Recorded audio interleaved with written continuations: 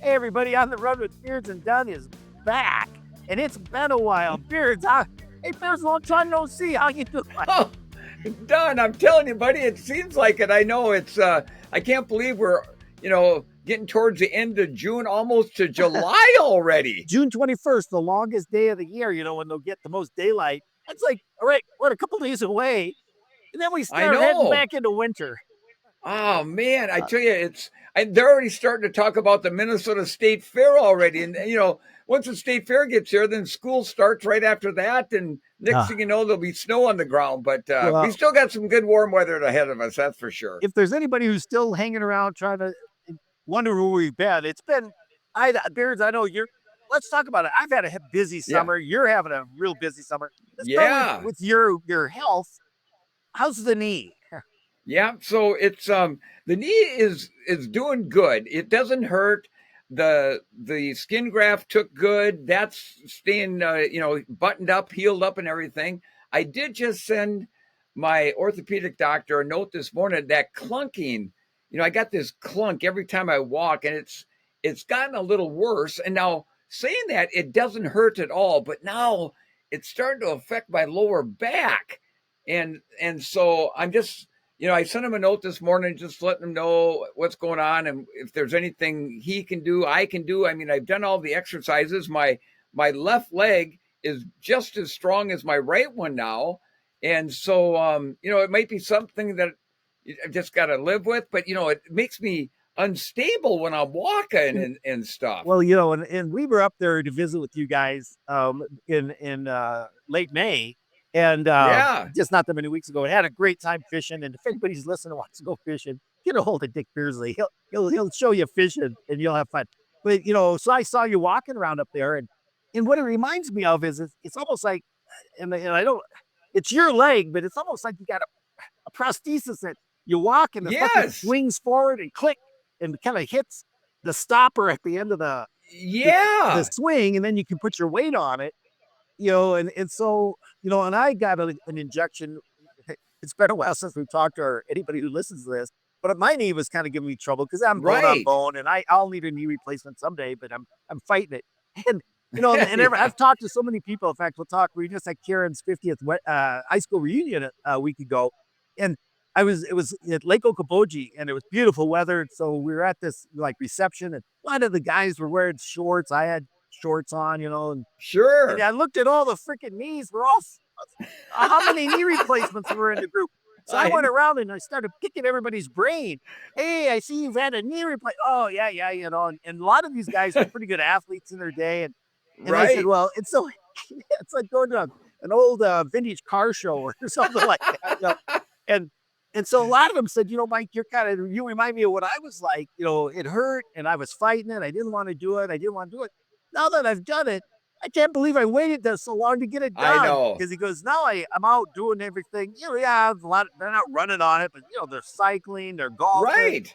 They're doing the things they like, but they don't have that monkey on their back of a gimpy No. knee. Well, I went in and got the gel injection, Beards, and when you were saying about your clunk, and I was just thinking, like, geez, what if they shot you? Mentioned this to your orthopedic doctor and listen to him laugh. Yeah. Because this gel, the guy injected it into my knee joint, and he goes, "Well, Mike, it's going to feel a pressure because it's liquid, but it's really thick, and Yeah. I'm putting a little like pile of it in there in the middle of your knee, and then you bend the heck out of your knee over the next few days, and it diffuses, it spreads it out, so it Sure. covers all that, like where your femur comes down, sits on top of your tibia." And so he was right, and I biked right away. And that I think opened with the bike. He really smeared that You stuff around, bet. but it has really improved. And he said, 50% of the time it helps. 50% of the time you're going to say, well, that was a waste of money or whatever. But it really helped me. I'm thinking, tell your doc, can you inject some? If out on the farm we used to put some heavy duty grease in our bearings Right. and our bushings and stuff like that to kind of keep the metal from metal contact. But Right. your clunk, yeah, if you could it's like you need a little cushion or something, a little shock absorber. So when I that don't know thing what's going comes on. in, it Yeah. decelerates. But anyway, so you're doing good. And I know we were up there fishing with you. You're pretty much booked solid, aren't you? Oh yeah. I think I've got like three openings left in July. I've been on the water every single day, and I got like three openings left in July. and I've got some open in August. And but like I tell people, you know, check ahead, give me a call or send me a text or an email, because sometimes you'll get a cancellation or something Sure. like Life that, change. Yeah. and try to get people worked in. And if I can't take them out, I've got a young guy that I've been throwing some trips to, and he's done a good job and stuff. But yeah, it's been a busy season, and it was so much fun when you and Karen Yeah. were here, and we got to get out on the lake a couple of Well, tell him days and catch a few fish. who you had as a guest when we got there. Yeah, so Gary. Yeah. Yeah. Brad. Brad Foley and his wife Ann, they came and stayed for 2 3 days at the inn, and it just so happened that you and Karen were Oh, here. we had so much fun. Brad Foley, for Oh, those that don't know, wrote the book The Front Runner, and Dick. It's the only book Dick's ever read. I think he said. well, since seventh grade, anyhow. Well, anyway, and it's a great story, and it's even for non-runners. It's focused Yes, on a runner and kind of as his life develops with running. But I think anybody who's got a heart and compassion and emotions would enjoy the book, The Front Runner. And yeah, and Brad is just a class guy, and his wife Ann is an actress and had been on right. soaps and many movies, and just the nicest people. Because sometimes Oh, you think of, you know, he's an attorney and he's an author now, and she's an actress. You think, well, these people are kind of highbrow or something like oh, that. done. God, I had him out on one of the local lakes here in Bemidji. The two of them one afternoon or one morning, I guess, and into the afternoon. And it was a cold, chilly day. We had so much fun, and seriously, they're both very successful people. And like you said, Anne is an actress and was on a soap opera for many years and done many other things. And the nicest people, you would never know that they were kind of high up on the yeah, on that end social, of the ladder. social, yeah.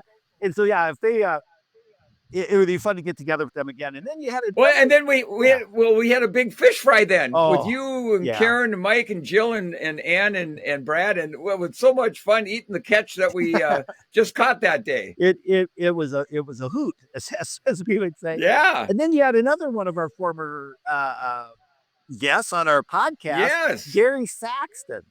And Gary wrote Yes. the book 50 or 100 Marathons After the Age 50. Another great book, inspirational. At first when he approached us, and it's like, yeah, some guy over the age of 50 who ran 100 marathons or Right. ultra marathons. And you kind of go, I don't, it's kind of like watching somebody's home movies. So it's hard to get really enthusiastic. I was so wrong. I was so wrong because, reading the book and how he did it, the guy is, former military, the successful businessman, Oh yeah. and he Done. he did a great job at that. But it's so We fun to read. Well, so he lives in down by Tampa, Florida. So he flew up to Bemidji, and we picked him up. In fact, one of a friend of mine that is a TSA agent at the airport. I was out on a guide trip, and there's Brad or Gary called our local taxi company. They said, "Well, it'd be an hour and a half before I could pick you up." They were like 50 miles north of town or something, and so this Rich, the friend of mine that works at the TSA at the airport here in town, I'll take you over to Dick's place. So he dropped him off over at our place, and and we went fishing the next day and caught some fish. We had a fish fry that night. Well, we were going to go out the next day, but it was cold and rainy, and he didn't really want to fish in the cold and the rain, and I didn't blame him. So I took him down to the headwaters where the Mississippi River begins, where you and Oh, Karen have seen that. that is And he cool. thought that was, yeah, he skipped across the river on the rocks there, and we had a great time. That's one of those bucket list things. If you haven't been to the headwaters of the Mississippi River, it's kind of like, wow, this is the Mississippi River. Yes. Then you go down I south, know. you go to Louisiana, you couldn't pay me $1 billion to try to swim across that sucker. No, well, and done. For people that haven't been here, so the headwaters start about 30 miles south of Bemidji and at Lake Itasca, and Lake Itasca is all spring fed, and where the river begins, it looks more like a creek almost, and the water is so clean you can drink out of it if you wanted to, and it's so pristine, and then the river comes north, and it comes into Lake Bemidji from the south, and then when it exits Lake Bemidji on the east side of the lake, that's the northernmost point of the Mississippi River, and then it takes that big bend to the south and ends up in the Gulf of Mexico. Unreal. And, Yeah. another guest that we've had, and you're going to get to see him tomorrow. This won't come out till Sunday, but this Saturday is the Grandma's Marathon, and Doug Curtis, who's won the Grandma's Marathon twice. I think you've won the Yes. Grandma's Marathon twice, but Doug it helps with the promotion and media, and as you do as well. Like it's kind of tradition, Right. and so we've had him on the podcast. And you're heading up today, so by the time this comes out, you'll have been to what year is this for the Grandma's Marathon, do you know? I I believe it's either the 48th or 49th. I think it's the 49th running. Yes, it's the 49th running of Grandma's Marathon because it started in 1977. Oh, And wow. so yeah, it's a big deal. There'll be over 20,000 runners there running the full and the half marathon, and it's going to be a lot of fun. Now, normally I'm in the lead vehicle announcing the men's race with a friend of mine, Charlie Mayer from the Twin Cities, who works for Twin Cities Marathon. But this year it's going to be different. Now, I'm going to be I'm going to be at the finish line with Kara Goucher and Carrie Tollefson, and we're going to be looking at monitors and kind of calling the race from there. So it's going to be completely different. And I don't know. I know Carrie and Kara are both professionals at this, so they're going to have to kind of lead me along like a puppy. good luck, y'all. You'll hold your own. I'm sure you'll hold your own. How fun. I'll try. That's gonna be great. And so yeah, summertime, the Grandma's Marathon, it's probably one of a lot of people avoid marathons in the summer months because it's so goddamn hot. And Right. all the majors, well, most of them are in the fall or spring, aren't they? I mean, Yes. yeah, because Yes. the weather has such a great effect, but Well, Grandma's is yeah. unique. Uh, It's one of the only races that is held, major races, the only major race that I know of that's held in the summertime. And because of that big pond off as you run yeah. down the shores of Lake What's that pond? Superior. Yeah, there you go. Yeah, that big And pond. so, and this year they're supposed to get a little bit of a northeast wind, Oh, which would push the air coming across Lake Superior, which never gets above 48 degrees, the water temperature. So it should be nice and cool. They should have a little bit of a tailwind. I mean, I've seen it in Duluth. So Duluth, the downtown is right on Lake Superior. I've seen it 45 degrees down there because the wind's coming in off the lake. And you get up on top of the hill just a few miles away, and it can be 90 up oh, there. It's yeah, I was amazed because when you won it in 81 and and in 82. 82, and I came up and ran with you in 82, and that was such a treat. And I remember that night after the race, I've always craved a malted milkshake. You kind of avoid a lot of those things when you're training because Right? you want to stay as light. I don't need those extra calories. You need a ton of calories, but you want a good healthy calorie. Anyway, but I remember you took me and you said, "Yeah, that sounds great." So we jumped in your car, and I think Mary was. And we headed up, and you took me up this bluff to where you knew where there's like an ice cream place, and I can't believe how high you go above Lake Superior. And it's like another Right. freaking world up there compared to It down is. that shoreline. And I remember the wind was blowing up there. And it was colder than the Dickens and very nice cream.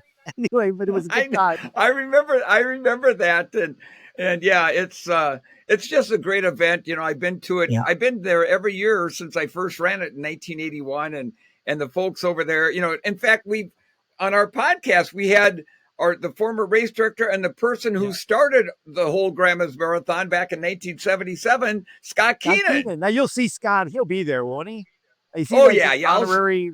It's pretty much, gotta be hard. and Yeah.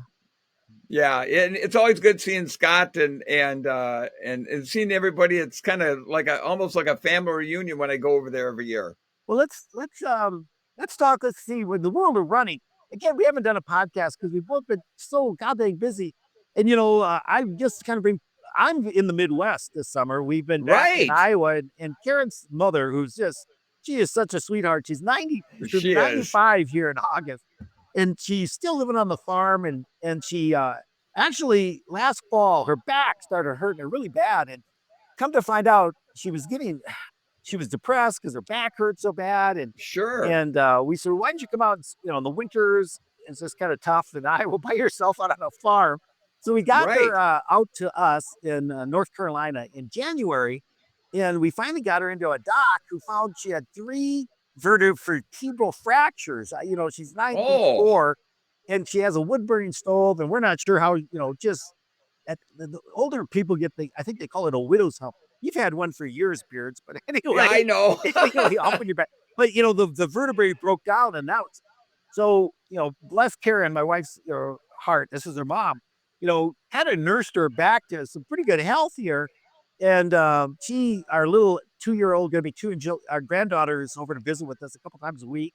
And that really, I think, raised Darlene's spirits and blah, blah, blah. I So bet. we got her back home here in May, back on the farm. And Jen and I are retired. We said, well, let's go because we're not really sure, if she should be on her own yet. Right. So we're spending the summer on the farm in Iowa, and we've taken a couple of mini vacations. We're in Lanesboro, Minnesota, and if never just south of Rochester. And Dick knows that area. It Oh, is beautiful. it is the River Valley is like none other, and it's got a paved bike trail for like you can do a 100-mile ride on paved roads on different Wow. doing the different spurs and stuff. So we spent a weekend there for our anniversary, and then now we're in Custer, South Dakota. I'm sitting in an RV. We rented an RV for the first time. You're living the I'm life, living the life. buddy. We're sitting at a little over 6,000 feet elevation, and I tell you, if it's 45 degrees outside, I'm sure it's in the 40s for sure. And Right. when I slept like a baby last night, and we've been biking the George S. Mickelson bike trail. George Mickelson was the governor of South Dakota that got killed tragically in an airplane crash. And, Right. everybody really liked him as a governor. That's unusual. Usually, governor, half the people don't like you. No. He seemed to be able to bring people together. And, the fact he died, and then they had this rails to trails. The railroad that went through the Black Hills, probably back in the 1880s, they built this darn thing. It's now a bike trail. Now it's not paved; it's crushed rock, but it's very well packed. It's not like a gravel Right. It's road. nice and no, Yeah, it's nice nice and and firm. firm. And yeah, now a road bike you can get away with it, but I'm riding my like gravel tires, wider tires, and oh, it is so much fun. And so we've been biking up a storm. We're finally going to head back to Iowa today, and so it's been just a busy summer. And talking about summer, I'm helping with this cross country track team at Marshall Right. University, and if any of them ever listen to this, they'll probably say, "Why didn't you mention my name, Coach?" They think our podcast is pretty cool. But summer was I love summer, Dick. Because even in high school, I don't know where I heard it. It's a famous saying: cross country championships are won in the summer. Absolutely. Because if you think you're going to whoop yourself into shape starting running when school starts, and you get about 8 or 9 weeks of training before the state Well, meet or yeah. whatever, By you're by the yeah, time by the time you get in shape, the season's it's over. over. And so if you can come in with that base, a huge base of strength, not necessarily Yes. speed, because that's what your No. coach is going to help you, do those fine tuning workouts, and or basically their lactate tolerance.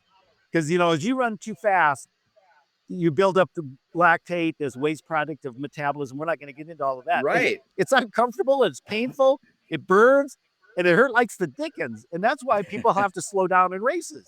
Otherwise we Yep. just sprint the whole darn thing. Well, if you can train your body to tolerate that lactate, to process it, and not to even start developing it to you're at pretty high levels of speed. I'm going to brag about Dick Beardsley. You could run at sub 5 minute miles for 26 miles and stay in that aerobic zone, because when you go Right. anaerobic, it's very time limited, Yes. and you can get into that in a marathon, because if somebody throws a surge, I'm just going to mention Grandpa's Marathon 1981. You and Gary Bjorklund were hooked up, and you guys were rolling some 5 minute Right. miles. And I think you kind of, you knew Gary was a heck of a competitor. I mean, that dude's a Yes. winner, and Right. you're really the most competitive guys I ever met. And this was a race, even though you guys are friends, and I think he was your boss at the time for the Yeah. running store. You kind of had to make some decisions out there, and like, okay, it's him and me.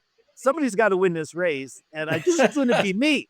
And so I think you told the Right. story once about I can't what mile marker you threw in, like So, a so it two was a miles back to back. yeah. So it was we were coming in to the city of Duluth, and we were right together. And I'm thinking, man, if we get inside the city limits, because Gary grew up in the Duluth area, he's going to have that whole crowd on his side, you know. So I thought, so I threw in a hard surge, and I get to the 20-mile mark, and a volunteer comes up on a bike, and he goes, Beards. Now remember, we didn't have Garmin watches and stuff like that back then. He goes, you just threw in a 4:46 mile.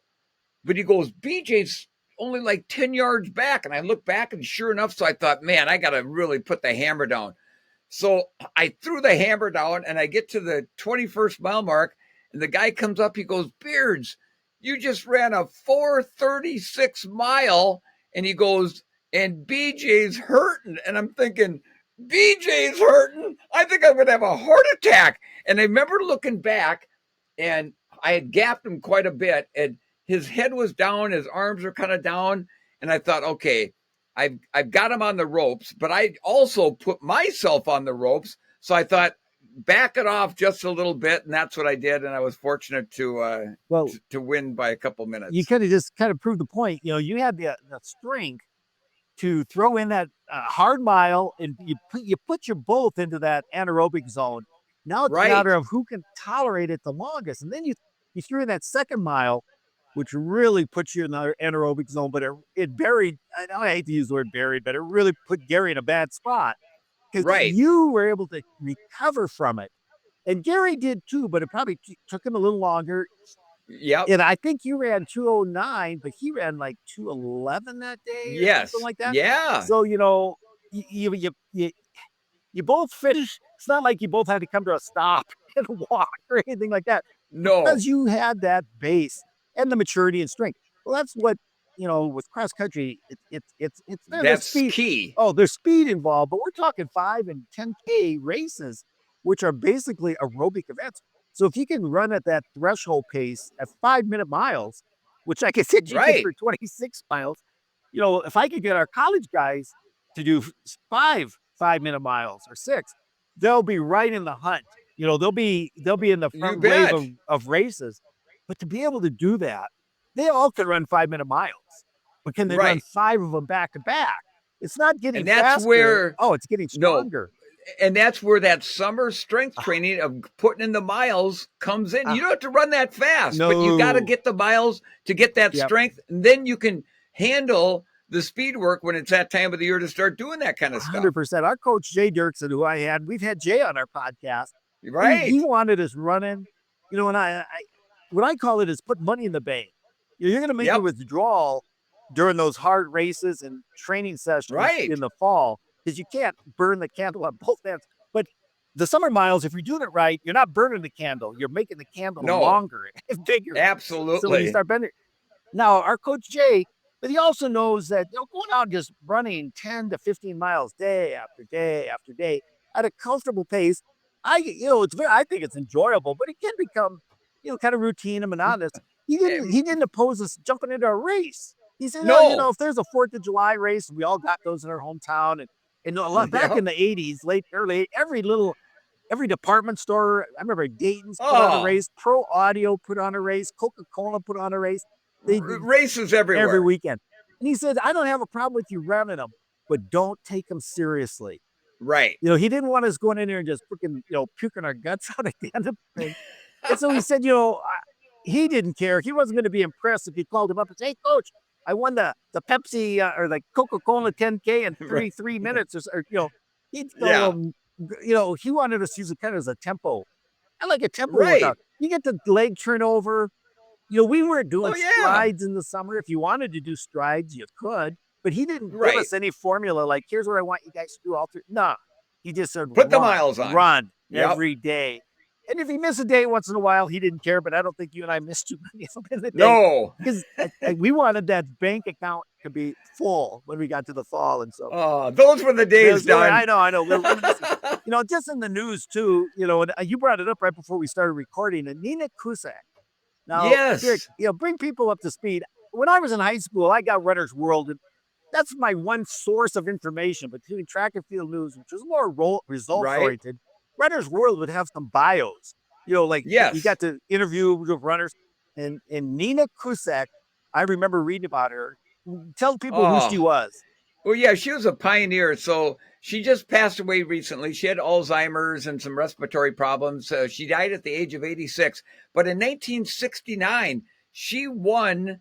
She was the first woman to win the Boston Marathon, although unofficially because women weren't allowed in the race at that point. But then in 1972, she was the first woman to win the Boston Marathon when they were actually allowed to officially compete in it. But she also won the New York City Oh, Marathon in 1972 and 1973.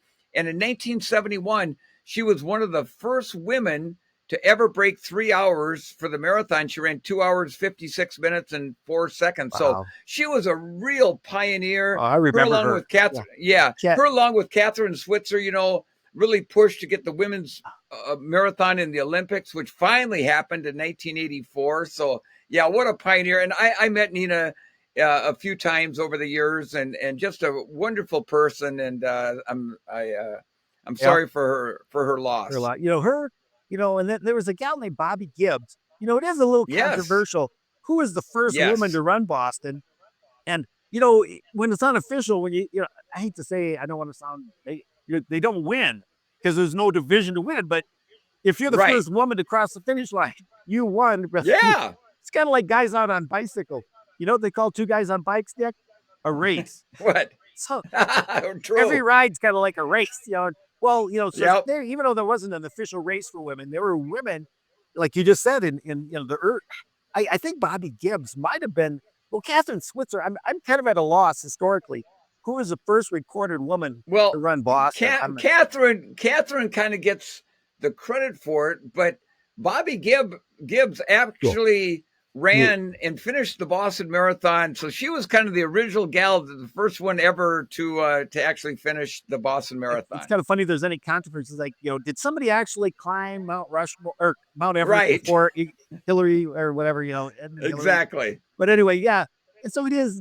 As you and I are in our late 60s now, it is. I'm on Facebook a lot, and we have Jeff Benjamin, who we've had on the podcast. He is such a Right. historian, and he always is Yes. putting on information. And you see famous runners I remember reading about from Europe, around the world. They're passing. It's that generational thing. It's Yeah. happening to everybody. You know, Right. we're at my wife's 50th high school I reunion, know. and ran into a few runners, former runners, and it was so much fun visiting with them. And my 50th is coming up this fall. And Well, and go ahead. well, it's just to hear about classmates that have passed, runners Yes. who in our minds, Bill Rogers and Frank Sugar, we've had them both on our podcast. In my Right. mind, I see them in the late 70s. Yeah. Tan, Billy's long blonde hair bobbing, little arm Lean lean, and mean. mean, and big smiles on their faces usually, and Right. kicking butt. And they're still out there, and Yeah. it's humbling to look. When I look in the mirror and I go, "Who in the world is that?" And half the time I go, "That's my dad."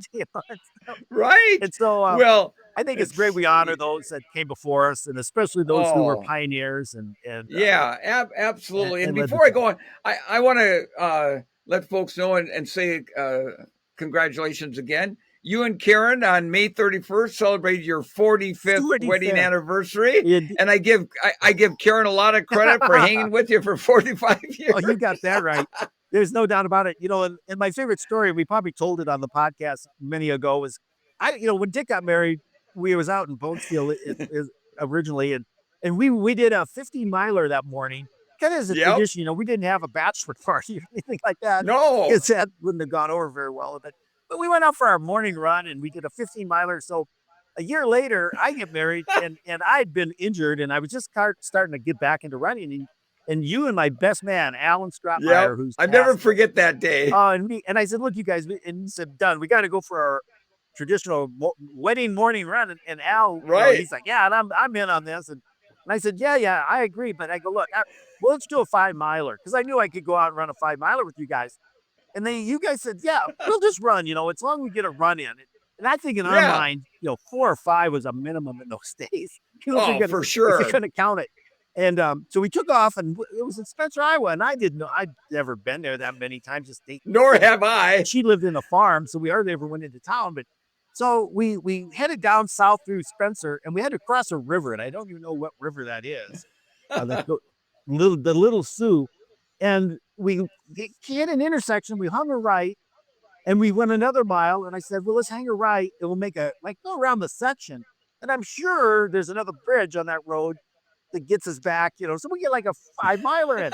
Well, unbeknownst to any of us, there wasn't another bridge for like freaking 8 miles. So No. we ran a mile, and then we ran another mile, and we got out 6 miles from the hotel.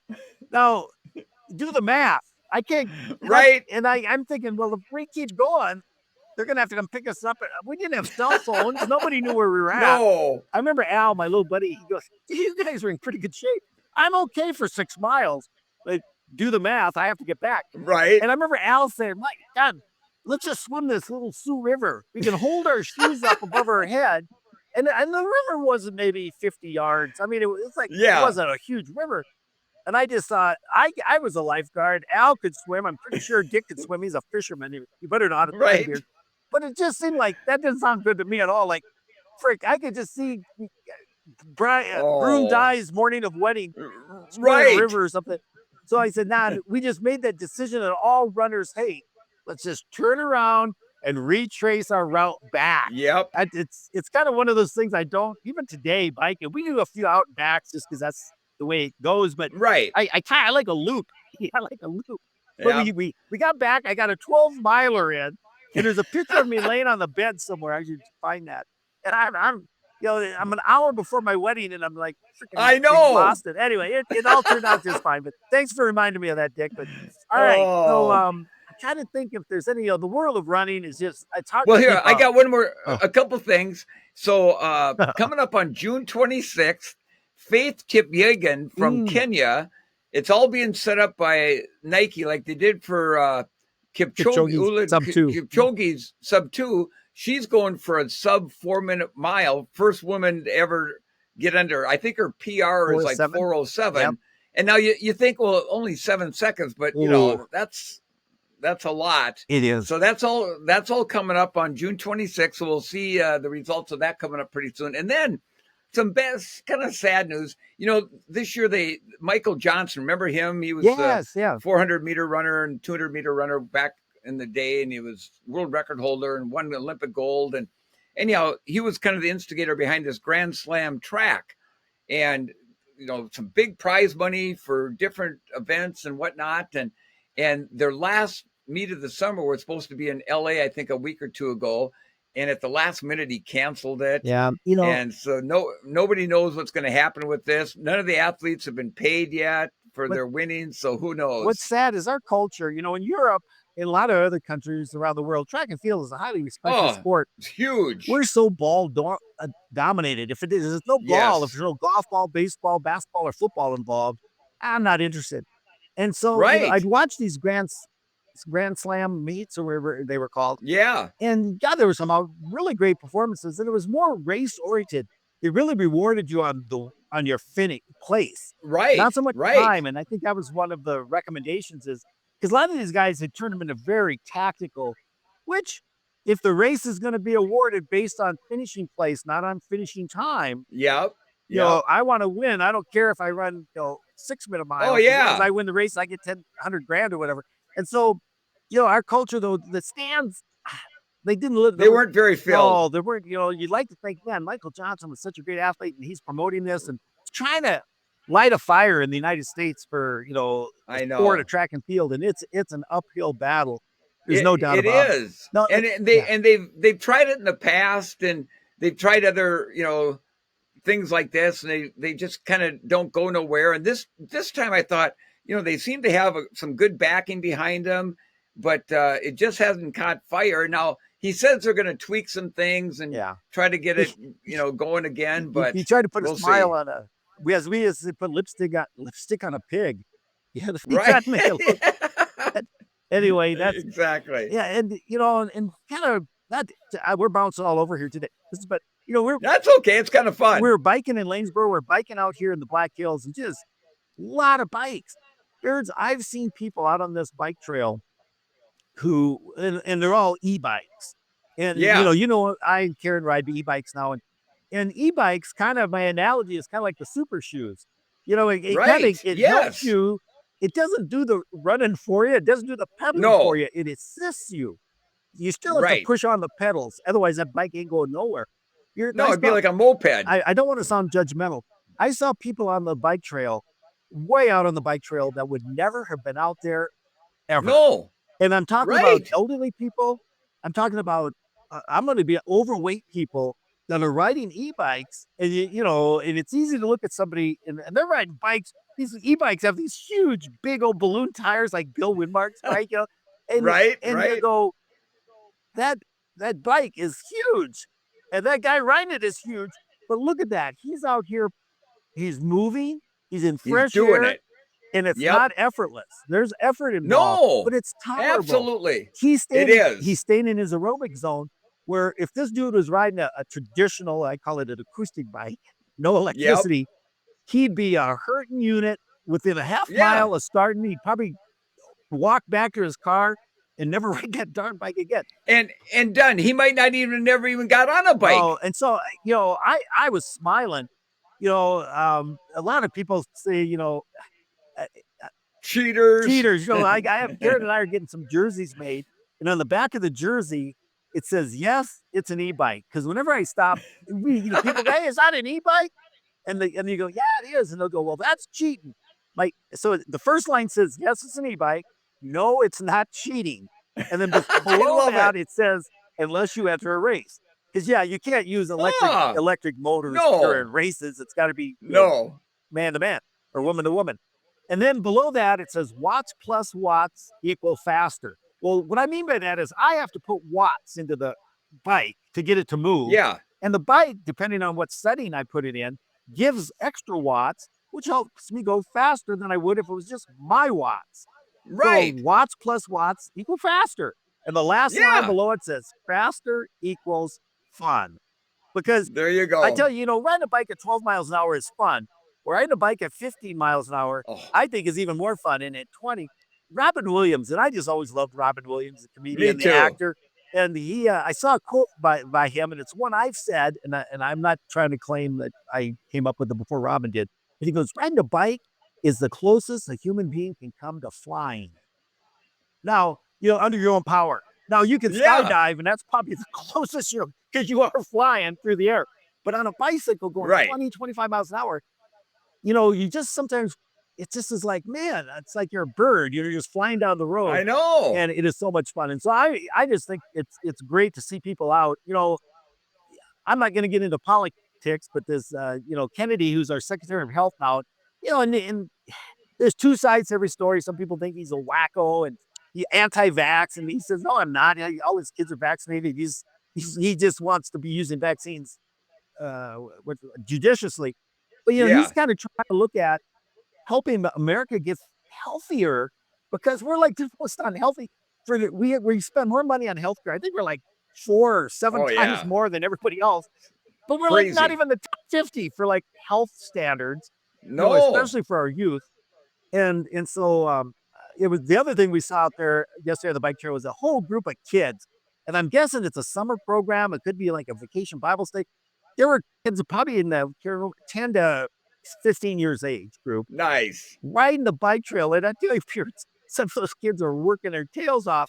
And we passed them; they were going up this long incline, and I said, "Hey, now you cheer them on. You're almost to the top. It's down." Right. The old adage, "It's all downhill after this." You're Yeah. almost done. Yeah, let lie, lie, lie. And then we passed them again on our way back, and they were going a long ways. And I thought, well, and there were adults out there chaperoning them, a bunch of Yeah. guys. And I thought, this is so cool.